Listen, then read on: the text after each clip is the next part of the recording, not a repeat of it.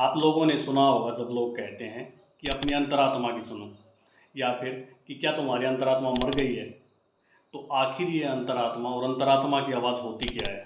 क्या ये हम सब लोगों को सुनाई देती है? और अगर सुनाई देती है तो कब सुनाई देती है? क्या ये कभी गलत भी हो सकती है? क्या इसे और ज़्यादा स्ट्रॉन्ग बनाया जा सकता है? अंतरात्मा के बारे में आप सब लोगों के माइंड में ये सब क्वेश्चन ज़रूर उठते होंगे। हम यहाँ पर एक छोटी सी स्टोरी से स्टार्ट करते हैं, जिससे कि आप ज़्यादा अच्छे से रिलेट कर पाओगे।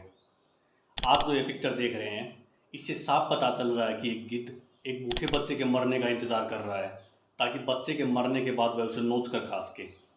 यह picture South African journalist Kevin Carter ने 1993 में अफ्रीकी महाद्वीप के एक अन्य देश सूडान में खींची थी। यह पिक्चर दुनिया भर में इतनी ज़्यादा वायरल, इतनी ज़्यादा पॉपुलर हुई कि जिससे कि केविन कार्टर की पहचान पूरी दुनिया में हो गई। इस पिक्चर के कारण उन्हें पुलित्ज़र पुरस्कार भी मिला। इस पिक्चर के वायरल होने से दुनिया भर में केविन कार्टर को जो पहचान मिली, जो प्रसिद्धि मिली, जो पॉपुलैरिटी मिली, उससे वो बहुत ज़्यादा खुश था।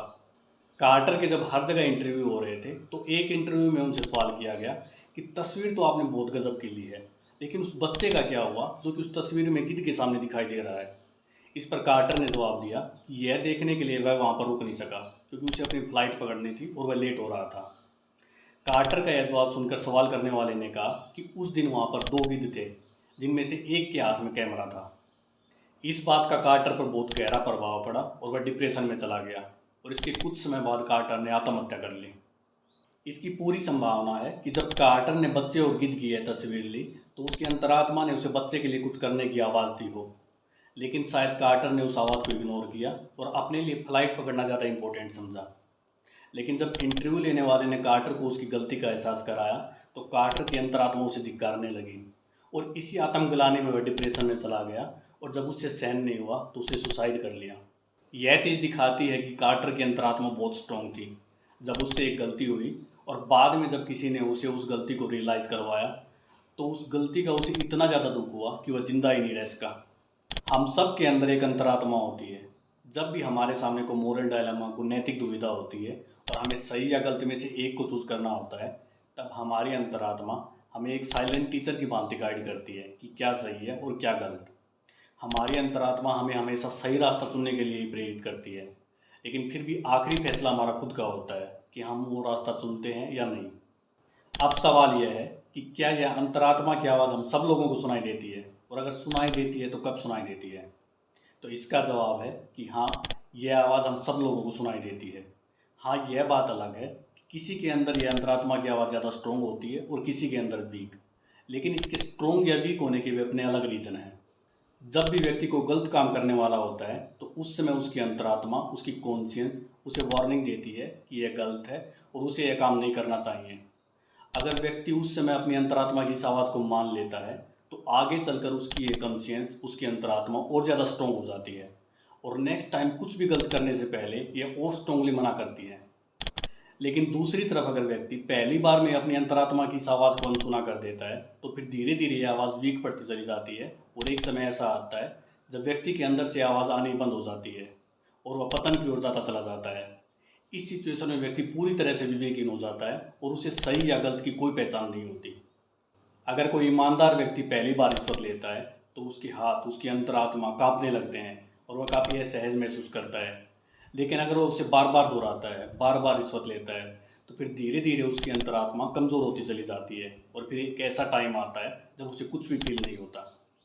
मार्टिन लूथर किंग जूनियर ने एक बार कहा था कि कई बार व्यक्ति की लाइफ में ऐसी सिचुएशन आती है जब उसे कुछ अहम फैसला लेना होता है, तो उस समय व्यक्ति की कायरता उससे सवाल करती है कि क्या यह सेफ है।